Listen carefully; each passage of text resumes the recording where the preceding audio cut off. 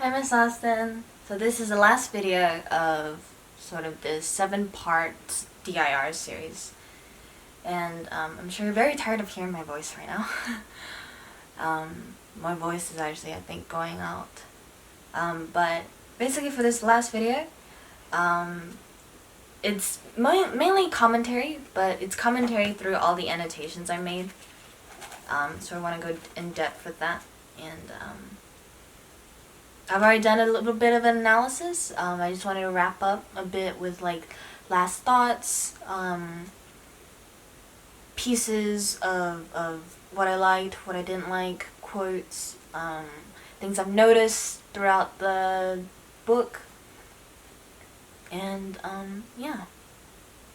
I hope you didn't hate these videos. Okay. And so going back through over the annotations, these are the main ones that I had down. A lot of them actually ended up getting mixed together, especially with these two blue colors. I actually lost the teal one, and so I've been using the blue for both relationship / love and supernatural Eric. And so near the end, it starts getting a little confusing. But basically, yellow I added later on is for key events. Blue is for relationships / love or descriptions of love between the characters, because there's a lot of that. Purple is, this pink purple is for voice plus music plus quotes. So basically descriptions of music, of voices, and quotes I really like are marked in purple. This pale yellow, they're not used very often. There are some places where I marked it, but it's basically descriptions and infos, which is like a bit of the context, historical context, or composers or musical references that I don't really understand and I probably wanted to look back on. We have this neon green for political commentary. I saw a review that talked about how they also annotated their book with, and they noticed some political commentary and how they wanted to annotate it. I didn't see a lot of political commentary. I saw some sort of very short snippets of comments about sort of the dynamic of the Viscount nobility, this man with a title, and just a singer of the opera, and sort of their like displacement in terms of social hierarchy, but not like very in depth about like the political climate of Paris, France during this time. Orange is for characters, which includes like new characters just introduced, character descriptions, or new info about characters. Green, definitely the one. Teal, blue, green, definitely one I use the most. It's where I marked places that are is supernatural Eric or ghost Eric, basically areas to where he does very impossible or things for a human, like disappear, reappear, have glowing eyes, shape into the shadows, is able to drop a chandelier, you know. And then bright pink, neon pink is detective novel / criminal novel aspects. I know that Gaston Leroux was like these journalists, and he wrote like detective fiction, and I can definitely see how do this work. I really like how transcripts and like interviews are incorporated in this, and like letters and stuff are incorporated in this book. I really like that. It makes this book feel like that much more interesting. And no specific order am I gonna go through these, but I want to talk about this. Literally the first line of the prologue. I marked it supernatural Eric or ghost Eric, but the line may seem very contrary to that. But the first line is, "The Phantom of the Opera did exist." Is that not a good line? That's such a great line. "He was not, as was long believed, born out of the fertile imagination of the artists, the credibility of the directors, or the ludicrous fancy and overexcited brains of the young ladies of the Corps de Ballet. their mothers, the ushers, and the cloakroom attendants, and the concierge. The narrator really knows how to hook this in. And the narrator is also a character that was very mysterious to me in the beginning, because while I read a very short description of the book, I did not know a lot about it. I never even seen like the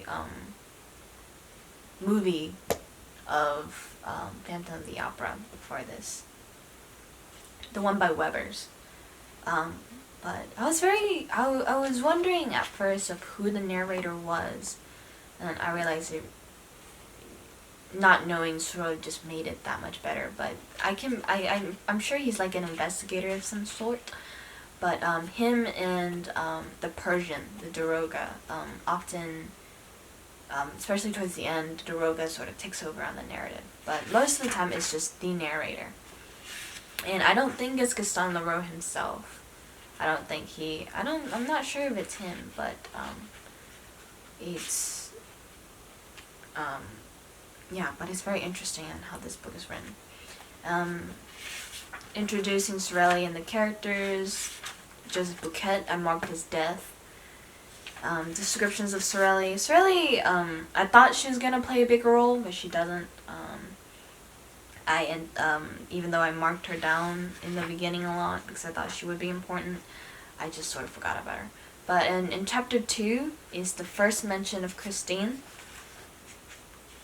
and it's a review of her performance, and I really like it because the reviews, it's like, what a triumph, what a surprise that this unnoticeable girl suddenly turned out to be this star. And in this, I also want to mention the public perspective of not Eric, but the Phantom of the Opera is very mixed.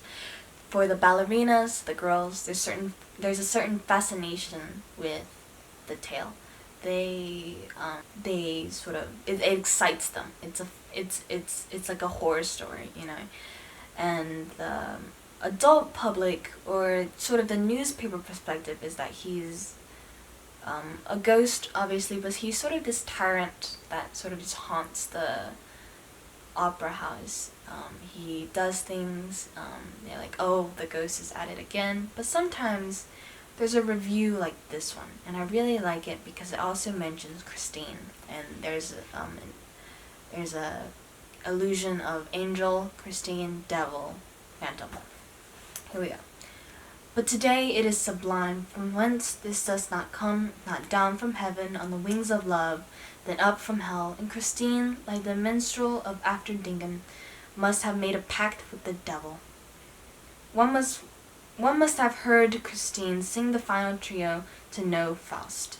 The exaltation in her voice and the mystic elation of her pure soul are unsurpassable. And in a way, Christine did make a deal with the devil. And later on, actually, I believe she's the one that calls him the devil. I'm not sure if I can find that, but she does call Eric the devil. And it is very accurate to say that she made a deal with one. And I did mention this in a previous video, but I marked it. I marked the death of Joseph Bouquet, and this line especially I like. It's quote, Christine, I want to say Danae, but I don't know how to pronounce her name. Christine had triumphed, and beneath which Joseph Bouquet had met his death. So while Christine triumphed, Joseph died. And as mentioned previously, because the phantom sort of goes where Christine goes, and misfortune follows the phantom, sort of inadvertently, misfortune also follows Christine. And so whenever she performs, something happens, and most of the time it's a death.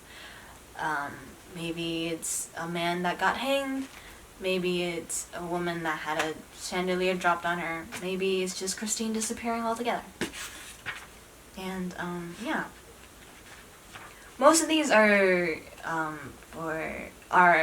just marked by color, and other parts are underlined in pen and stuff like that. And I don't really know like specific music pieces to where these lyrics are referenced, but there's many lyrics that's written in the text. I think it's very interesting. Yeah, and I just wanted to go through some of them. Most of them I mentioned in the other videos, but there are some that I didn't. But I did want to talk about my annotations, because I made a lot of them. And that's it.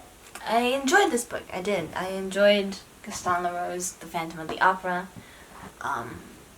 I want to look further into his other works, especially if there is other detective fiction genres.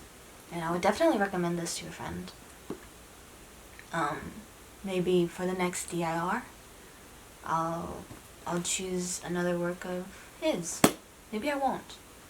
Maybe I will. That is it for me. Thank you for watching all of these videos. Bye, Miss Austen.